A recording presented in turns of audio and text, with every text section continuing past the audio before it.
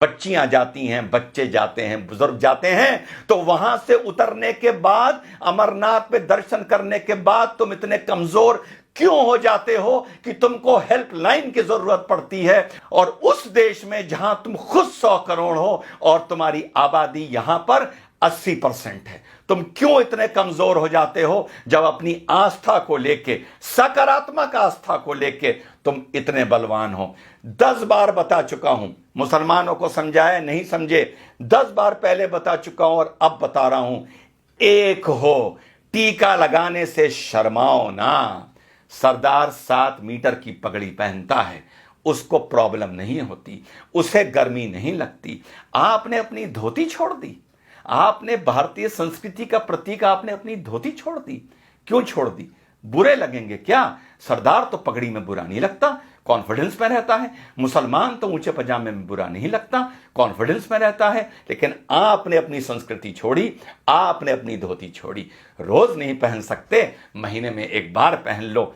Office जाओ धोती पहन के, तिलक लगा के, मॉल जाओ, शॉपिंग जाओ, शादी ब्याह पार्टी में जाओ, थिएटर में पिक्चर देखने जाओ, धोती पहन के जाओ और तिलक लगा के जाओ। अगर मैं हिंदू होता, रोज तिलक लगाता। यूं बात अलग है कि तिलक मुझ पर बहुत अच्छा लगता है, लेकिन जब मौका लगता है तब लगवाता हूं, और उसे तब तक नहीं मिटाता जब तक वो रूटीन में धुल ना जाए, क्योंकि मुझे तिलक लगा के गर्व महसूस होता है as an Indian, as a भारतीय। यार, आप तो हिंदू हो, सनातन धर्म को मानने वाले हो, आपके तो धर्म से ये भी चीज जुड़ी हुई है। हम तो चलो संस्कृति के नाम पर कभी कभी लगा लेते हैं, तुमको क्यों शर्म आती है?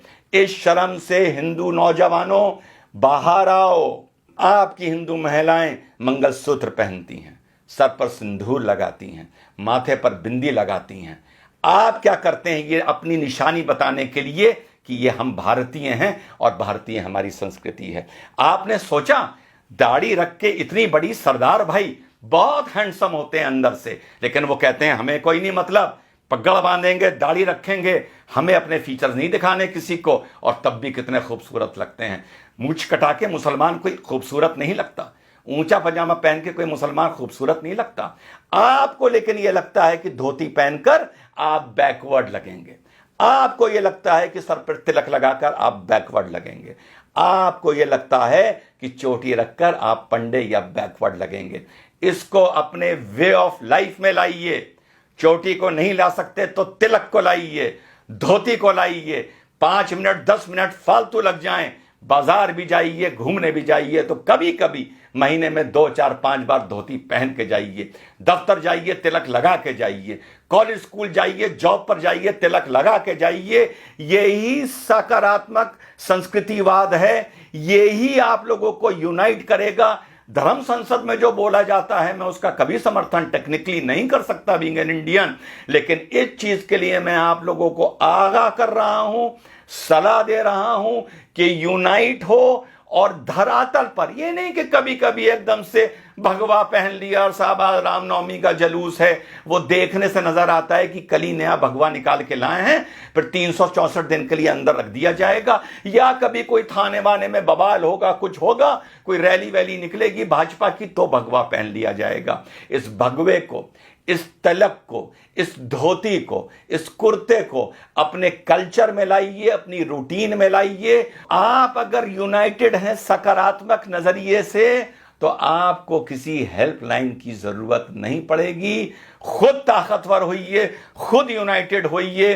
तो संदेश मेरा यही है मेरे सनातन धर्म के मानने वाले साथियों, ज्यादा मैं नहीं बोल सकता, बतौर मुसलमान बोलूंगा तो तुम ही में से 10 खड़े हो जाएंगे ये कहने के लिए कि मुसलमान में ज्यादा ज्ञान आ गया है, ये ज्यादा हमें ज्ञान दे रहा है, और 10 खड़े हो जाएंगे ये बोलने वाले कि ये भड़का रहा है, और बाकी शायद चुप हो जाएंगे और मुट्ठी भर मेरी बात समझेंगे। और यही आप लोगों का आगे जाके 50-100 साल बाद पछतावे का सबब बनेगा। तो आप लोगों को मेरा यही संदेश है, सकारात्मक तरीके से यूनाइट करिए, सकारात्मक तरीके से अपनी संस्कृति को पुनः जीवित और पुनः पैदा करिए। तिलक को अपना वे ऑफ लाइफ बनाइए। बीच बीच में धोती कुर्ता पहनने को भारतीय संस्कृति की वो पोशाक है, उसे अपना वे ऑफ लाइफ बनाइए। मत शर्माइए। सिख नहीं शर्माता, मुसलमान नहीं शर्माता, तो हिंदू क्यों शर्माता है? हिंदू क्यों सोचता है कि मैं धोती कुर्ता पहनूंगा तो मैं बैकवर्ड लगूंगा। मैं धोती में बहुत अच्छा लगता हूं, मैं तिलक में बहुत अच्छा लगता हूं। जब भी जीवन में मौका मिलता है मैं धोती पहनता हूं, कुर्ता पहनता हूं और तिलक लगाता हूं।